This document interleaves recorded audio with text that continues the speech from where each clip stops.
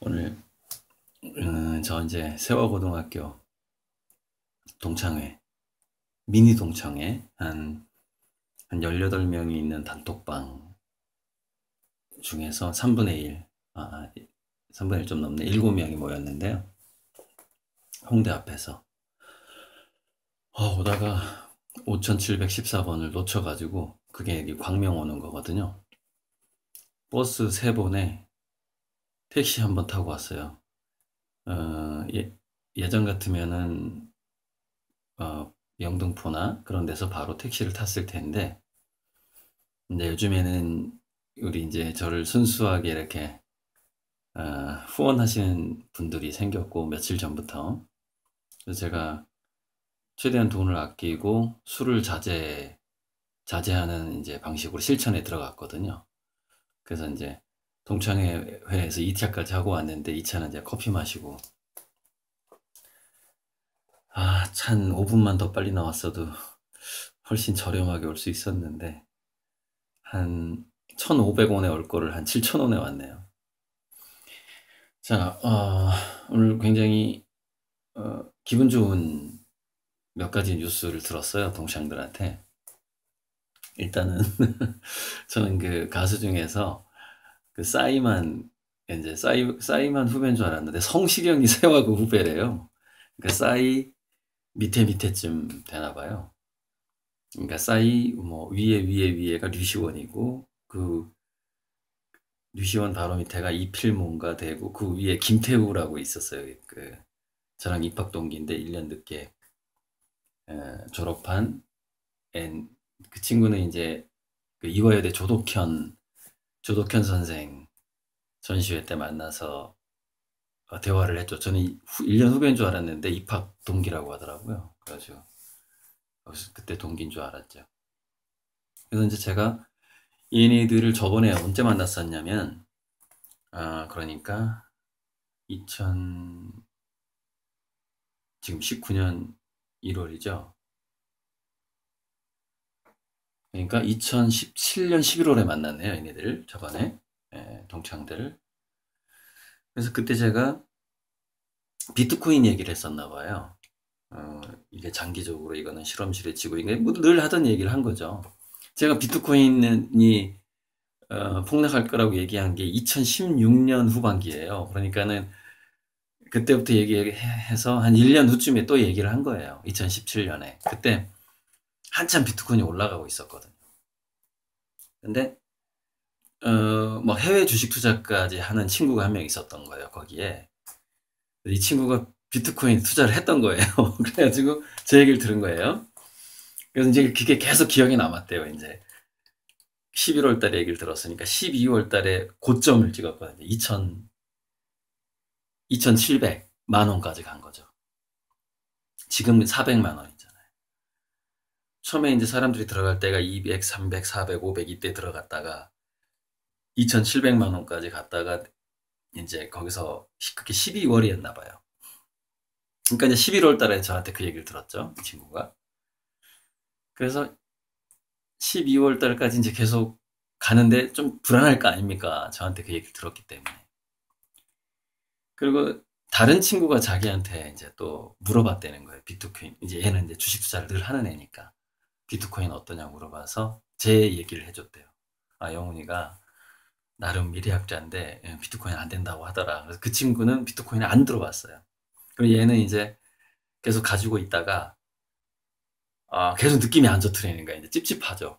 이제 폭락한다는 얘기를 들었으니까. 그래서 이제 1월 달로 넘어간 거예요. 그래서 1월 달에 천인가로 떨어졌대, 그게. 떨어졌다가 1,300만 원 올랐을 때 털고 나왔다는 거예요. 그래서 얘는 예를 들자면 300에 들어가서 300만 원에 들어가서 1,300만 원에 털고 나온 거죠, 이 친구는. 그러니까 제 덕을 본 거죠. 아, 제 익산 그 창고로 쓰는 집 사연 제가 말씀드렸나요? 그 형이 1억 2천을 어떤 그 부동산 경매 회사에 투자하고 있었는데, 제가 그랬죠. 그 사장이 믿지 못할 사람이니까 돈을 빼라 그런 거예요. 그래서 그 형이 그 돈을 빼서 익산 마동에 집을 사고 거제도로 그 절반 정도 돈을 가지고 거제도로 취직을 했고 저한테 거기를 한 5년간 공짜로 쓰게 한 거죠. 그거 빼고 나서 6개월 후에 그 경매회사가 망했습니다. 6개월 후에. 그래서 거기 거의 한 100억 이상 사람들 다 돈 날렸어요. 그 형은 다행히 1억 2천을 뽑았죠. 뭐 그런 일도 있었고. 그런데 제가 3월 달에 2018년 3월 달에 전주에서 강의를 했어요. 그때가 이제 어, 올라갔다가 좀 내려왔다가 이렇게 또 이렇게 등 1,500만 원, 1,800만 원 이렇게 할 때였을 거야 아마. 춤출 때였죠. 고점 찍고 다시 내려왔다가 다시 올라갈 거라는 기대를 갖고 있는 그런 즈음이었어요. 그때가. 그래서 제 강의 블록체인하고 비트코인 얘기를 했고 이거는 과도기 암호화폐이기 때문에 반드시 조정이 온다 이렇게 얘기를 했는데 이제 어떤 이제 제 아는 형이 그 비트코인에 20억인가를 투자했다는 사람을 데려온 거예요.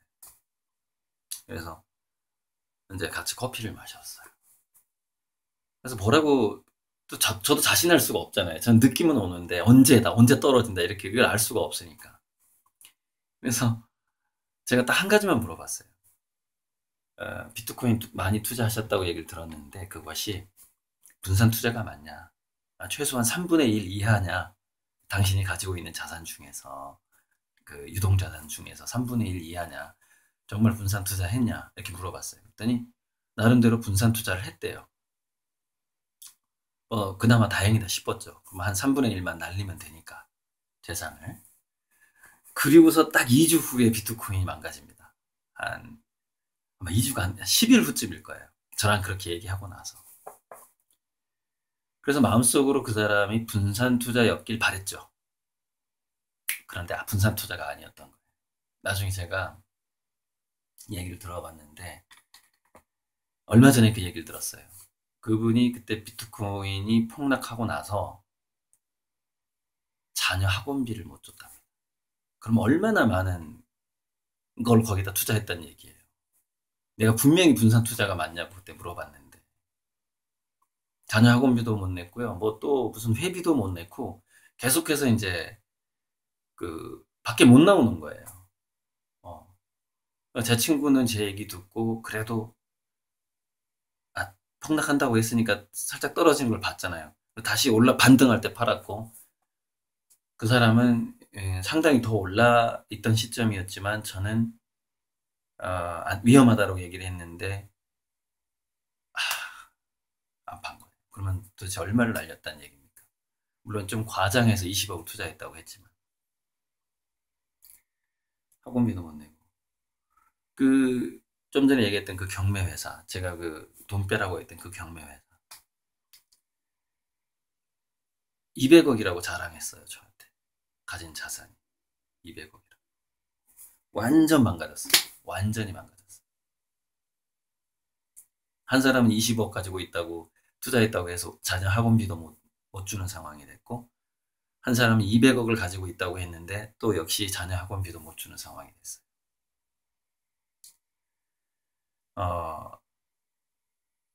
그래서 그분이랑 만나서 얼마 전에 얘기를 했어요. 그랬더니 그거를 공감하더라고요. 뭐냐면은 삶의 원칙, 절제, 이 선은 넘어가지 말자 뭐 이런 것들이 있거든요. 그래서 그런 걸 지키지 않았을 때 항상 위험이 오게 되는 것이죠. 그러니까 이렇게 하이 리스크가 높은 것에 투자할 때는 과감하게 해야죠. 과감하게 해야 되는데 그것이 이기적인 동기가 아니어야 되고 뭐 그런 여러 가지 조건들이 있죠. 자기만의 가치관에 맞는.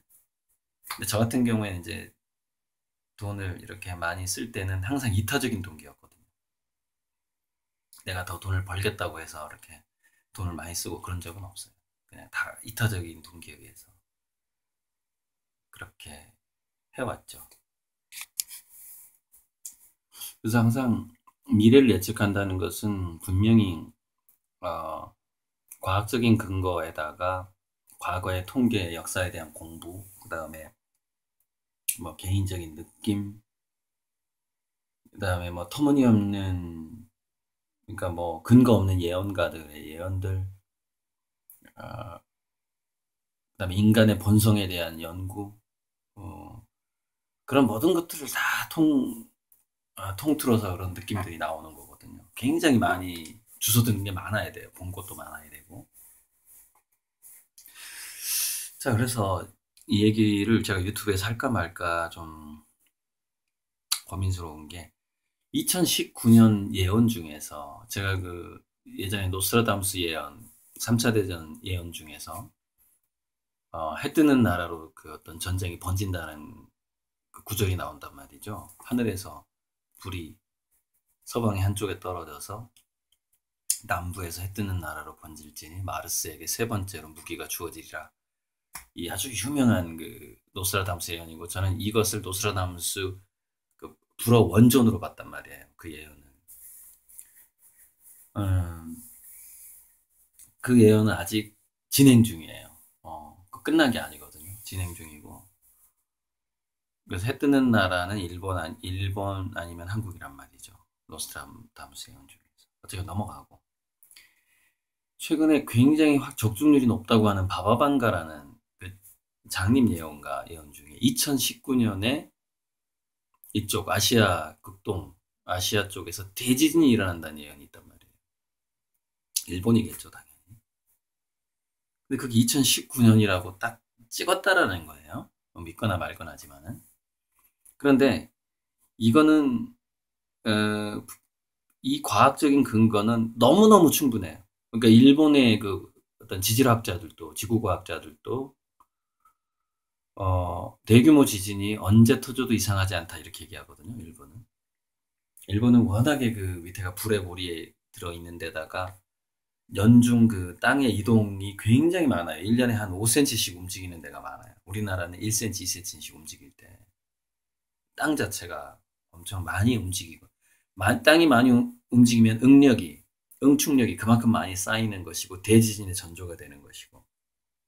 그래서 땅이 이동하는 방향에 따라서 지역마다 지진의 주기가 50년, 80년, 150년, 몇백 년, 1000년 이렇게 지진 주기가 자연스럽게 그 이동 속도에 따라서 나오게 되어 있는 것이야. 너무나 이거는 과학적인 거예요.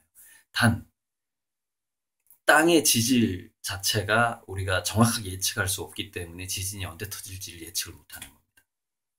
거기서 복잡성이 생기는 거죠. 뭐 땅이 뭐 바위가 몇 프로고 뭐 어디 모래가 있고 뭐 이런 거 모르잖아요. 뭐땅 속에서 어떻게 땅이 이렇게 들어가고 더 많이 마그마가 녹는지 어쩐지 이게 잘 모른단 말이에요. 뭐 그거는 백두산 화산 폭발 예측하는 것도 마찬가지예요. 정확하게 예측하기 너무 힘들어요. 분명히 터질 때가 되긴 됐는데 그 백두산 같은 경우에도 막 갑자기 뱀들이 도로로 이렇게 빠져나온다거나 이런 경우가 있었거든요. 그러면 예를 들어서 이렇게 한번 생각해 보세요. 뱀이 분명히 화산 폭발 전조를 느껴요. 느끼는데 빠져나왔었어, 대량으로. 그래서 중국인들이 많이 발견을 했다는 거예요. 근데 화산 폭발이 안 터졌어. 그건 뭐죠? 터지려다가 만 거예요. 그죠? 그거는 양치기 소년이 아니에요. 터지려고 하는 징조가 있었던 거죠. 그리고 동물들은 그걸 민감하게 느꼈던 거예요. 그래서 대지진 전에 화산 폭발 전에 일어났던 현상이 백두산에 있었어요. 몇 년 전에 있었어요. 자, 그리고 다시 잠잠해졌어요. 그럼 또 징조가 있겠죠. 자, 그러면 2019년에 대지진 예언이 있고, 일본은 과학자들도 언제 터질지 모른다고 얘기를 하고 있고, 네이버에 한번 검색해 보세요. 2019년 일본 대지진. 그러면은 꿀벌들이 사라진다는 기사가 나오거든요. 이게 YTN인가 어디 뉴스에도 나왔어요. 그거 보니까. 자, 그러면은 2019년 일본 대지진은 뭐 나중에는 뭐 일본 침몰까지 간다. 큰 지진이 오겠지만은 어쨌건 2019년에 상당한 지진이 온다고 쳤을 때 동남해안 해일이 온단 말이에요. 우리나라. 동해안, 남해안 해일이 온다고요. 아주 높은 해일은 아닐 수 있어요. 그러니까 뭐 30m 이런 게 아니라 뭐 3m, 5m 이 정도일 수도 있어요. 그 정도에 그칠 수도 있어요. 근데 이렇게 되면 어떻게 되냐면 예를 들어서 해안가에 빌딩에 산다고 칩시다. 해운대. 그러면은 해운대 1층부터 5층까지는 침수가 될 가능성이 있습니다. 최소한 10층 이상 살아야만이 쓰나미가 오더라도 유리창 다 깨지죠, 당연히. 깨지고 물 들어오는 겁니다. 그럼 위층은 괜찮죠. 전기는 끊어지겠지만 가전제품 안 망가지고 컴퓨터 안 망가지고 이불 물에 안 젖죠. 그 큰 차이입니다. 바닷물에 다 젖어봐요. 자기 그 가구랑 책이랑. 그게 얼마입니까? 아니 목숨은 구할 수 있다고 쳐요. 위층으로 올라가면 되니까. 쓰나미가 일본 서쪽에서 지진이 터졌을 때 30분 만에 오거든요. 30분 만에 이사는 할 수 없는 거 아닙니까? 컴퓨터 정도는 들고 피신을 할 수 있겠죠. 하지만 나머지는 다 망가지는 거예요. 그러니까 저는 뭐 죽느냐 사느냐를 얘기하는 게 아니라 쓰나미가 몇 미터짜리가 올 것인가예요. 그래서 몇 미터로 가정을 하고 나는 어디에 몇 층에 거주할 것인가 이런 생각을 해야 된다는 것이죠. 아주 현실적으로. 가급적이면 바닷가 단독주택은 위험합니다. 네, 위험해요. 왜냐면은 높은 데로 피하기가 너무 힘들고 물론 30분이라는 시간이 있기 때문에 분명히 가능하긴 할 것 같아요. 30분이라는 시간이 있기 때문에. 근데 30분 만에 자기가 고지대로 올라갈 수 있느냐 없느냐를 생각을 해두셔야죠. 부산의 동남해안에 사는 사람이라면 30분 만에 내가 높은 산에 갈 수 있느냐 높은 빌딩에 갈 수 있느냐 그런 거. 최소한 5층 이상 10층 이상 이렇게. 일단은 제가 오늘은 일본 대지진하고 쓰나미에 대한 얘기만 좀 하고 싶습니다. 제가 비트코인 얘기를 해서 오늘 그 친구가 비트코인을 폭락하기 전에 털었죠. 그러니까 거의 걔는 비트코인 하나당 1,000만 원씩 번 거예요. 뭐 몇 개를 샀는지는 잘 모르겠지만. 뭐 그런 얘기를 저한테 이제 내가 얘기해줘서 참고를 많이 해서 자기가 털고 나올 수 있었다. 그 얘기를 오늘 동창회에서 제가 얘기를 들어서 굉장히 기뻤고 또 옆에 있는 애는 걔가 들어가지 말라고 그랬다 그래가지고 비트코인 투자를 안 해가지고 또 굉장히 기뻤고 또 이제 주식 투자를 어디다 해야 되냐 물어봐서 저는 장기적인 관점에서만 얘기를 했습니다. 네, 이상입니다.